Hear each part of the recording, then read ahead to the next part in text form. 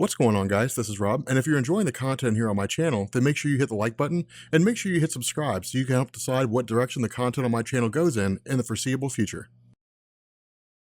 Okay, so as much as I love talking about movies, we got a little carried away. Like the Infinity War trailer came out and I was like, movie stuff, let's talk about movie stuff. And I got really excited for like 4 days. It was just cranking out movie stuff. But we are Comics Explained. So we explain comics, we make sense out of it all. And in this video, we are going to be continuing our run on Hickman's Avengers and New Avengers. Now again, it's been a little while since we'd done the first video, right? I mean, we went back, we were like, okay, look, hated the old stories the way we did them. Like we're going back and remastering it all in my current style, but we did that one a while ago. And so to kind of refresh for people who never really saw that first one, you'll find it down in the description so you can get like the full effect. You'll find that Marvel chronology playlist. But the whole idea with that story is that, again, remember, when Jonathan Hickman writes stories, he's very cloak and dagger in terms of how he does things, in the sense that he starts from the end and works his way back to the beginning. And so it's basically like this huge grandiose thing that happens at the conclusion of the story and everything makes sense. But in the beginning, it's little tidbits here, little tidbits there, and a little clue there, and a little clue there. And that's it. It's kind of up to us to sort of figure things out. And so what we do is we pick up in the Necropolis with Tony Stark and with Black Panther and those guys. And the reason why is because with this coming immediately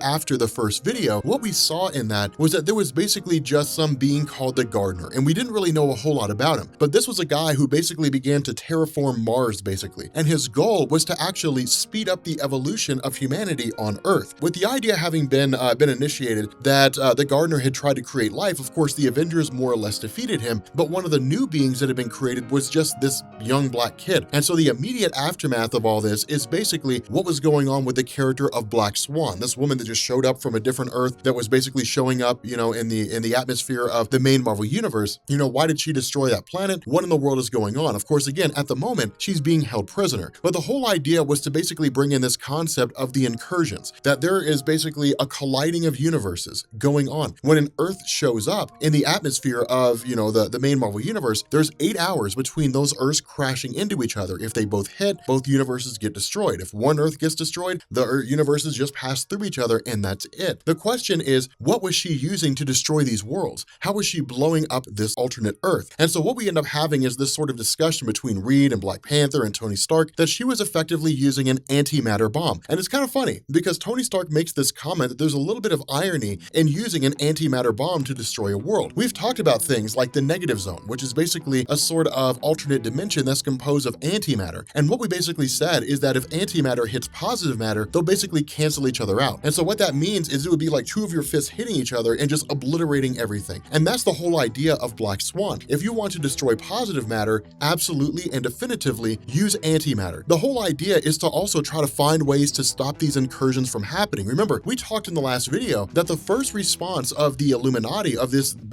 group that we're reading about right now, their first response was to use the Infinity Gauntlet. Historically speaking, the Infinity Gauntlet is the most powerful artifact that any of these characters have used. Now again, there is the heart of the universe, but the Marvel brass, the various top editors, Tom Brevoort, so on and so forth, they've all come out and said that story's not in continuity. So it's not really an arguable point. But in this instance, the Infinity Gauntlet has been the most powerful artifact that's ever existed. The fact that the Infinity Stones were destroyed when they were trying to stop an incursion means that now it's a mad dash to try to keep it from happening. And so while all these various individuals have begun putting together these different plans and so on and so forth, Tony Stark's idea is to actually form a Dyson Sphere.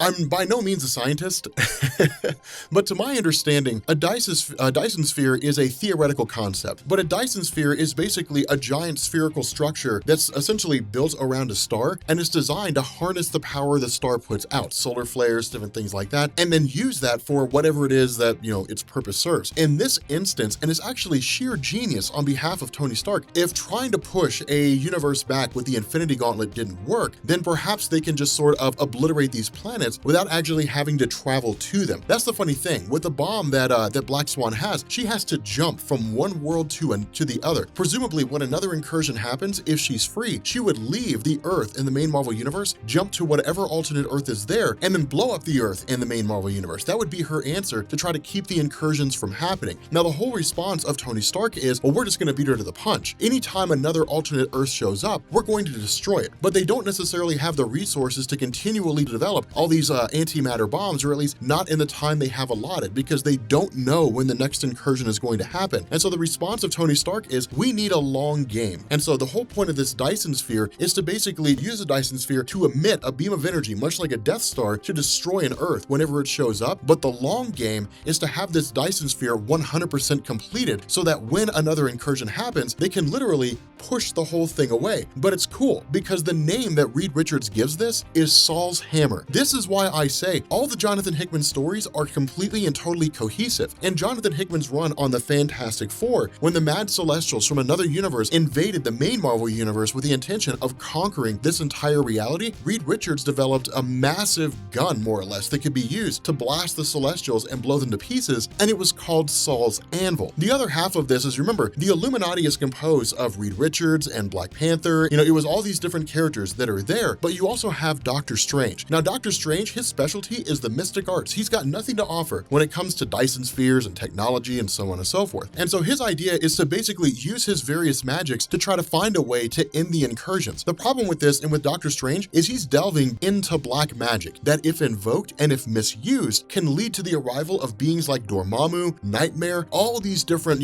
wildly powerful demonic entities that could easily lay waste to all the Earth's superheroes. So again, Doctor Strange is walking a very tight rope here. And so ultimately what they end up having is another incursion that takes place. And so what ends up going on is there's basically this incursion that takes place in Ellis Island in New York. So everyone around there sees this Earth. And so when the Illuminati take off and they basically run over to Ellis Island, and their immediate response is to jump to that Earth and to figure out what's going on. Once they arrive, they say, okay, we have to figure out what the scenario is. Once they basically get there, we end up finding that Galactus from this alternate reality is on this alternate Earth building a mega structure. Now remember, Galactus, with all the other superheroes that existed here, Hickman just kind of leaves it to us to figure out what's going on. They know about the incursions, and that's huge because the response of Galactus's herald at the time, Terrax the Enlightened, basically says, we know about the incursions. We're aware these Earths are going to crash into each other. We're taking care of this one. Your Earth will be safe, but we won't be there forever. But what it means is that the Illuminati learning about the incursions, Black Swan showing up, destroying Earth, it's not a small thing. And that's what we're going to find out as we go through this, that there are thousands of people who are out there. There are all these hundreds and dozens and thousands of iterations of the main Marvel characters in different universes who all know about the incursions and are all trying to stop it. Eventually, it'll come down to three main groups. The Illuminati is one of them. We're not going to go over the other ones because I don't want to spoil anything. What we end up finding out is that by extension of the actions of Galactus, this is a multiversal effort to stop the incursions from happening. Everybody realizes the end of the multiverse is at hand if the incursions are allowed to continue going on. And so that's kind of the funny thing, is because one of the other things that Terrax the Enlightened says is that there have been people who have been fleeing from universes, traveling to other universes. There are some people that reside in this universe who came from other universes, and there were whispers and there were rumors about a collapse of the multiverse, incursions happening, Earths crashing into each other, all these, scenarios that have been unfolding, all these things that have been going on where people are just fleeing, just trying to get out as best they can before their universe comes to an end. Terrax teases this idea.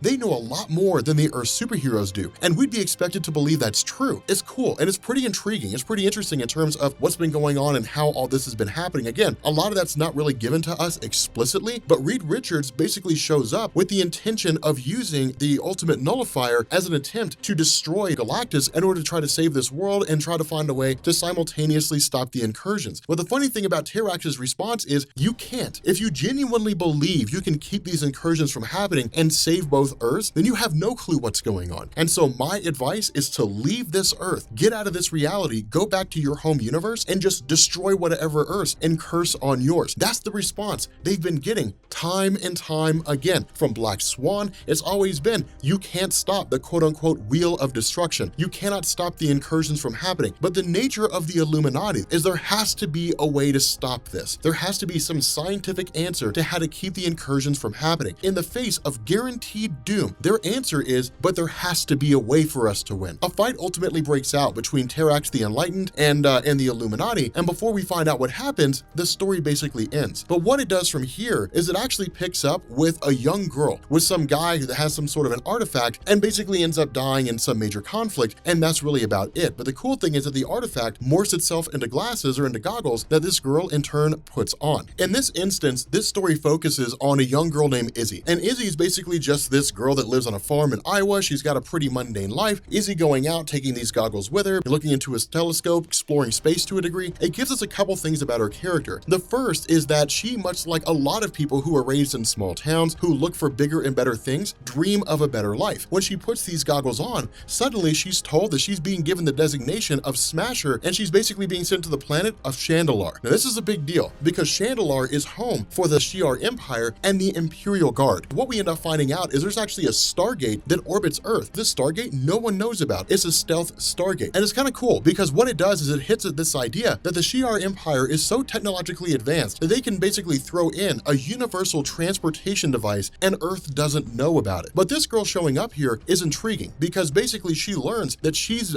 being brought in to be one of the recruits for the Imperial Guard. Now we'll talk about them here in a second, but before we do, what we end up doing here is switching over to Avengers Tower. Now remember, because of the fact that the stories of Jonathan Hickman's run is split between Avengers and New Avengers is designed to tell the story of the Illuminati. Avengers is their front face. It's the face they put on for the rest of the world, and that's why you'll see them in both stories. In this instance, you have Tony Stark, and everybody's basically trying to figure out who this young kid is that was created during the events of the Avengers World storyline. He basically says his name is Black Veil, or at least that's the indication that's given, because what he's doing is he's speaking Builder machine code. Might as well be Greek for, all the good it does, and these guys trying to figure it out. The best they can do is try to decipher it by a combination of just guessing their intelligence and then whatever little assistance they can get. And so they come to the conclusion that this kid's name is basically Black Veil. That's the name that he's calling himself. The other half of this is that the Avengers are starting to get an SOS from some various forces that are going on, or various conflict that's taking place basically out in the galactic rim of the Shi'ar Empire. Now remember, in Marvel Comics, the Shi'ar Empire is an amalgamation of all these races that swear loyalty to the Magister or the Magistrix, whoever it is that's running it at the time. At this moment right now, it's Gladiator, the leader of the Imperial Guard. And the whole idea behind this is that with the Shi'ar Empire governing its empire very, very jealously, they never really allow anybody in unless they're invited or unless they're conquered. But what's going on here is some race, some alien society has basically begun infringing on the galactic rim of the Shi'ar Empire's territory. And so what ends up happening is we actually have Falcon along with a handful of Avengers who respond to these sort of SOSs and begin showing up and basically getting involved in everything. At the same time, it's also the character of Izzy who jumps into the conflict as well. This is designed to give us this sort of universal calamity, or at least this small skirmish, through the eyes of a new person. This is all new to her. And in her first run out in terms of becoming an actual superhero fighting alongside these Shi'ar soldiers, she's suddenly thrown out into the middle of everything. But notice how she handles it. She takes it in stride. And that's designed to basically reiterate the fact that Izzy's ability to function as the character of Smasher and basically as a hero goes beyond the simple powers that she has a strong character about her. With the Avengers showing up and everything, the Incredible Hulk emerging, we jump back to the first time that she first flew, when she first saw the planet of Chandalar. And what we end up finding out is that when she first put on those goggles, about a month had passed between the time that she had gone on her first exploration into space and the time that she returned back home. So again, she basically makes this comment about how easy it is to get lost in space, that time passes faster than you would expect it will. And so when she gets back, a couple of things go on. The first is that she basically has a conversation of sorts with her father, and she's basically told, look, your granddad's sick, which is kind of disappointing because the two of them were so close. But it's also her granddad basically giving her this piece of paper that basically says, I got this from a friend of mine when I was younger. His statement was basically, if you ever need anything,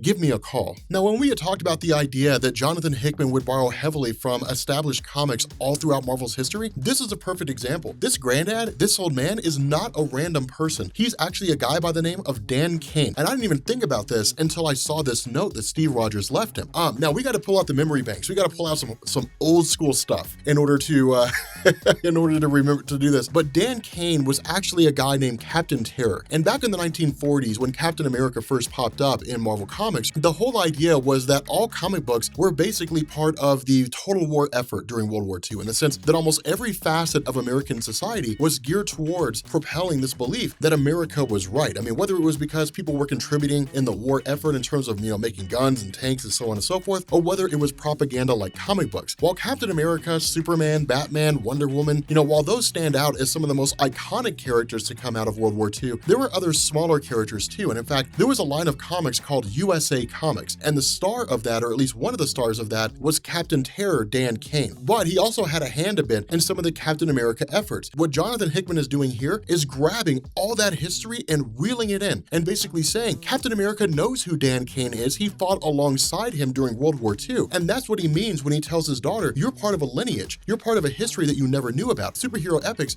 run in our blood. It's part of who we are. And he basically teaches her the most important lesson of what it means to be a superhero, that being a superhero basically means that you inspire other people to believe that they can do great things. And so it's beautifully done, and it's this incredible encounter, because what ends up happening is we actually have Gladiator of the Shi'ar Empire, the Magister, who shows up with the Imperial Guard, basically the most elite fighting force in the universe, who essentially eliminate, all these different alien threats. And because of the actions of Smasher and basically being able to hold the line as part of the Shi'ar military force, she's given an honorary position and made part of the Imperial Guard, the first human to achieve that. So it's cool. And so in response to this, what we do is we pick up with the last little tidbit of the story back on Chandalar, and it's basically the Shi'ar Empire more or less torturing this guy for information, doing whatever it is they have to do to get information out of him on why they were encroaching on the territory of the Shi'ar. And where, Gladiator believed it was an attempt at an invasion, what Oracle, their local telepath, does is she says it's nothing like that. Instead, it's worse than what we thought it was. They weren't looking to invade us, they were fleeing. This just happened to be where we caught them. But the only reason why they were here was because something was hunting them. Something drove them from their own home territory, their own galaxy or whatever it was, and it brought them here, and we destroyed them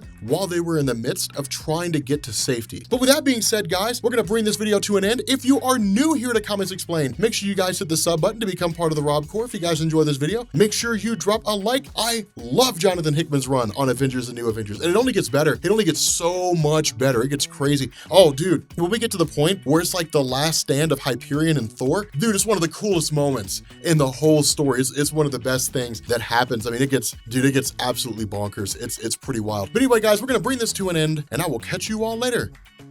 Peace.